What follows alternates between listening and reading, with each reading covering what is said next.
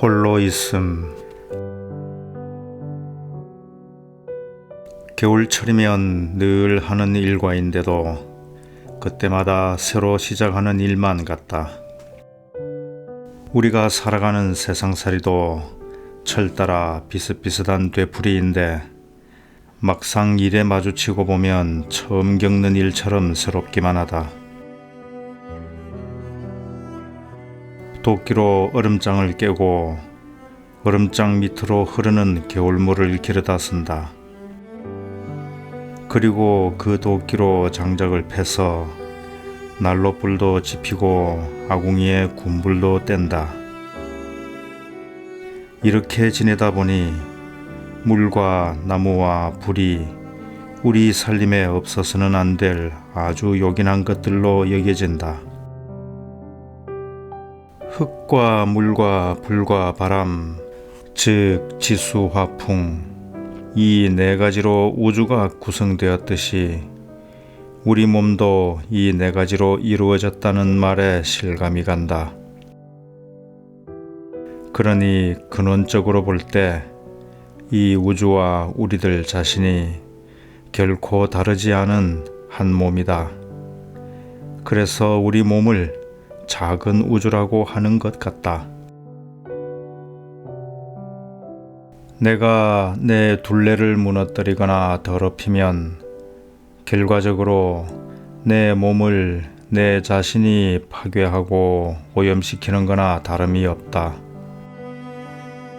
이런 일은 눈에 보이는 외부적인 현상으로 끝나지 않고 곧 우리들 정신세계에도 똑같은 피해를 끼친다. 심신불이, 즉 마음과 몸은 따로 떼어서 생각할 수 없는 하나다. 오늘날 우리들 생활 환경이 지구촌 곳곳에 기상이변을 불러일으킬 만큼 심각하게 훼손되어 있다는 것은 현대를 살고 있는 우리 인간들의 정신 상태가 그만큼 정상에서 벗어나 황폐되어 있다는 증거이기도 하다. 이런 문제는 결코 말로서 해결될 일이 아니다. 한 사람 한 사람이 저마다 몸담아 살아가는 삶의 터전에서 크게 각성하고 개선해야 할 절실한 과제이다. 대부분의 사람들이 물을 돈으로 사서 쓰지만 그 돈이 물에게 직접 지불되는 것은 아니다. 그 물을 끌어오거나 날라다 주는 그 대가로 지불한다. 천연의 물은 아무 대가도 받지 않고 거저 베풀고 있을 뿐이다. 맑은 공기도 마찬가지다. 그 어떤 보상도 요구함이 없이 모든 살아있는 것들에게 두루 나누어 주고 있다. 이런 물과 공기가 없으면 우리는 한시도 살아갈 수 없다. 그런데 금세기에 이르러 인간들은 자신들의 분수를 잊어버리고 이런 천연의 은혜를 배반하게 되었다. 도시에서는 숨이 막힌다는 말이 이제는 비유가 아니라 실제적인 숨쉬기의 문제가 되었다. 오늘날 도시의 공기는 온갖 독성이 밴 시커먼 매연과 소음으로 이루어져 있다. 물도 생활호수와 산업 폐기물이 스며들어 마실 수 없는 물이 되었다. 40-50년 전까지만 해도 금수강산으로 불리던 이 땅에 물과 공기를 그 누가 이렇게 죽여놓았는가? 그 범인은 정책을 입안해서 추진하고 산업을 일으킨 정부와 기업뿐 아니라 오늘 이 땅에 살고 있는 우리들 한 사람 한 사람이다. 소비자로 불리는 수많은 개인이 그 소비를 통해서 직접 간접으로 물과 공기를 더럽히고 있다. 그러니 적게 쓰고 적게 버리는 일은 이 시대의 미덕이다.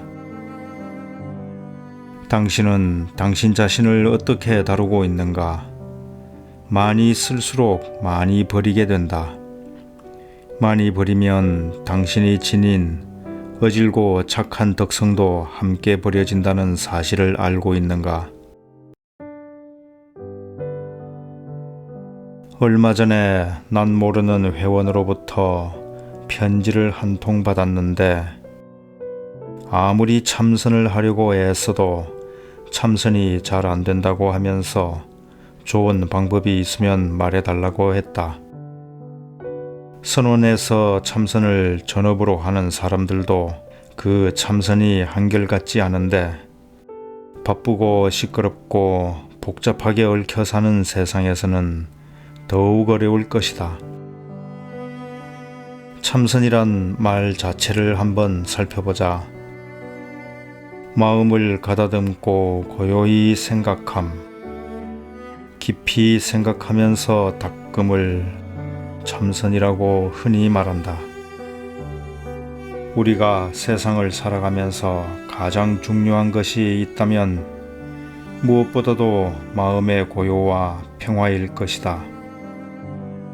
마음의 고요와 평화 없이는 가정의 화합도 이룰 수 없고 정상적인 인간관계도 그 어떤 일도 제대로 이루어낼 수 없다. 참선은 혹은 명상은 마음의 고요와 평화에 이르는 지름길이다.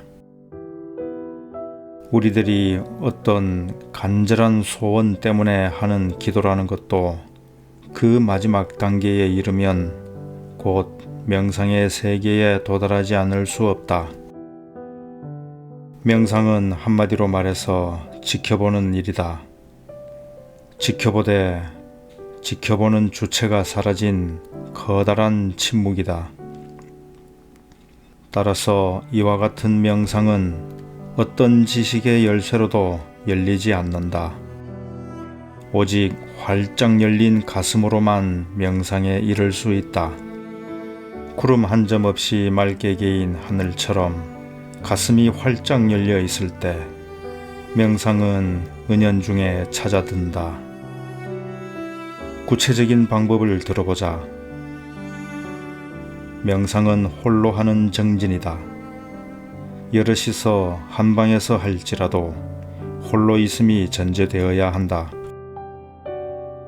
될 수 있으면 눈과 귀에 방해물이 적은 고요하고 깨끗한 방에서 가볍고 느슨한 옷으로 방석을 깔고 허리를 고추 세우고 앉는다. 아주 편안한 마음으로 우선은 눈을 감고 입을 다물고 혀를 입천장에 대고 숨을 고르게 쉬면서 귀를 기울인다.